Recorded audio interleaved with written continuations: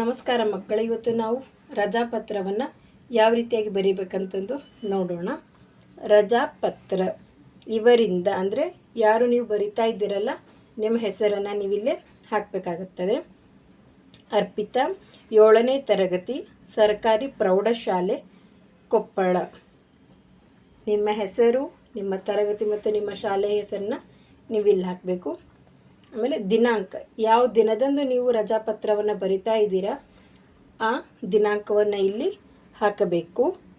ಇವರಿಗೆ ಅಂದರೆ ನೀವು ಯಾರಿಗೆ ಬರಿತಾ ಇದ್ದೀರಾ, ಮುಖ್ಯೋಪಾಧ್ಯಾಯರಿಗೆ ಬರಿತಾ ಇದ್ದೀರೋ, ಮುಖ್ಯ ಶಿಕ್ಷಕರಿಗೆ ಬರಿತಾ ಇದ್ದೀರೋ ಅದನ್ನು ನೀವಿಲ್ಲೇ ಹಾಕಬೇಕು. ನಾನು ಇಲ್ಲೇ ಮುಖ್ಯ ಶಿಕ್ಷಕರಿಗೆ ಬರಿತಾ ಇದ್ದೀನಿ. ಮುಖ್ಯ ಶಿಕ್ಷಕರೇ, ಸರ್ಕಾರಿ ಪ್ರೌಢಶಾಲೆ, ಕೊಪ್ಪಳ.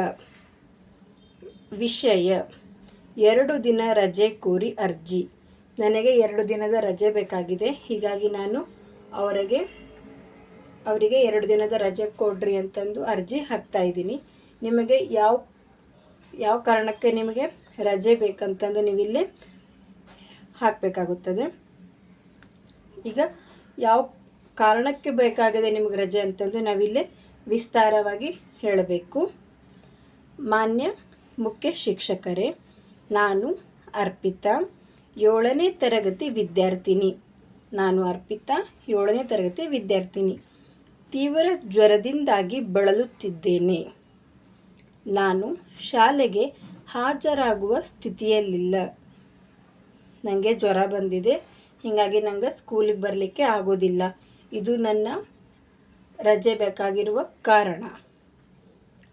ಕನಿಷ್ಠ 2 ದಿನಗಳವರೆಗೆ ಸರಿಯಾದ ವಿಶ್ರಾಂತಿ ತೆಗೆದುಕೊಳ್ಳಬೇಕು ಎಂದು ವೈದ್ಯರು ಸಲಹೆ ನೀಡಿದ್ದಾರೆ.